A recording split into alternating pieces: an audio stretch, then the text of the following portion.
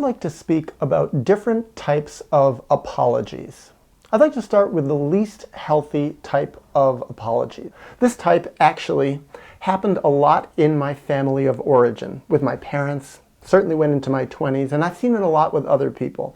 It is people do something bad to someone else, the other person feels terrible about it, and then the first person who did the violation says, "I'm so sorry you feel that way."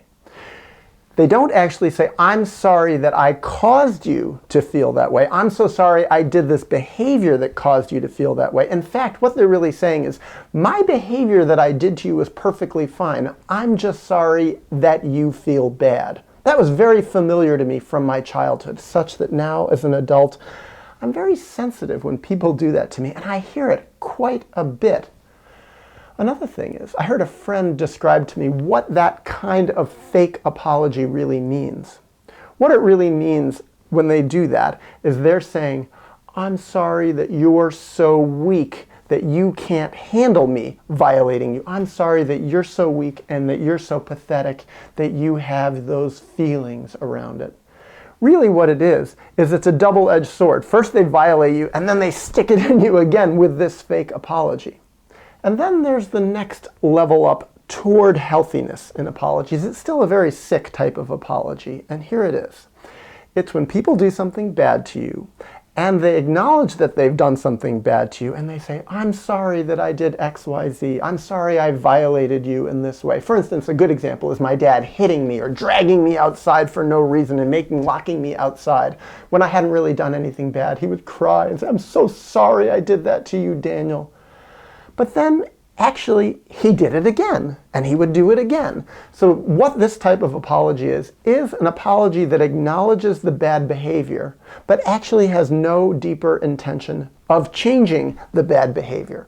So in that way, really, it's just a kind of fake, shallow apology. And I really dislike that also, and I see it as very, very common in the world, to the degree that some people, like my dad, my mom also, would apologize for their bad behavior with the expectation that the person they're apologizing to will just instantly forgive them and actually give them a kind of subliminal pass to do that bad behavior again and again.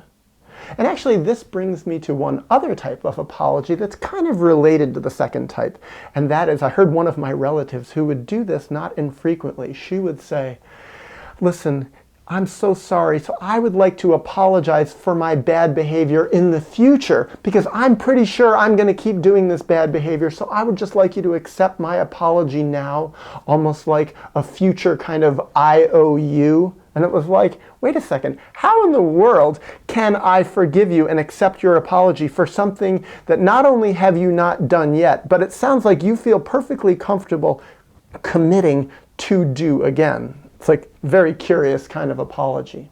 Well, now I'd like to get into one other odd type of apology that's different from all the others and different from the final type of apology, which I see as a healthy apology. This next to final apology is something I also see as very common in the world, and I've actually done a lot of it myself.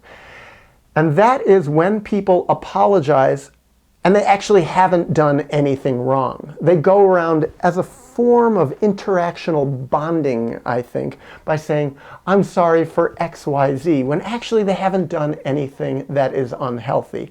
Actually, often people can go around apologizing for their extremely healthy behavior. I spent a lot of my childhood, certainly parts of my adulthood, apologizing for my strengths, apologizing for my insight, apologizing for my wisdom, apologizing for my energy, my vitality, my confidence. I learned as a child that if I didn't push myself down, thwart my strength, apologize for my own true self and my life, I would get rejected more. So I learned in a way that by apologizing for my good qualities, I could kind of make them love me and accept me more. It really didn't work all that well in the end, but at least it was an attempt for me to try to get loved more from people who really actually didn't have very much of a capacity to love. Well, now I'd like to get into healthy apologizing. What is a healthy apology? What I've observed is a healthy apology is changing the bad behavior. So, if I've done something bad to someone else, I've done a lot of bad things in my life, violated people in different ways, not been a good friend, that kind of thing. My job is to figure out what I'm doing, to study it, and to change my behavior. And the basic way that I've found to change my behavior, and this is throughout this YouTube channel, is healing my historical traumas, figuring out how I was violated, grieving what was done to me, and returning to my true self, becoming a healthy person. And looking at my bad behavior is a real clue about what happened to me. This is all an internal process. It doesn't necessarily require me acknowledging any of this to the person I have harmed. However, I like to acknowledge often what I have done, if I can find the person I harmed. Maybe it happened 20 years ago. But the main apology, first and foremost, is to change my behavior, is to stop doing that bad behavior, to become a healthier person, to become a true self. And then, sometimes, if it feels appropriate, if it's going to help the other person especially, to go back and to say, you know, I did this wrong thing to you, I want to acknowledge it. And I want to note, most importantly, and show you through my life, through my behavior, that I've changed and I don't do that anymore.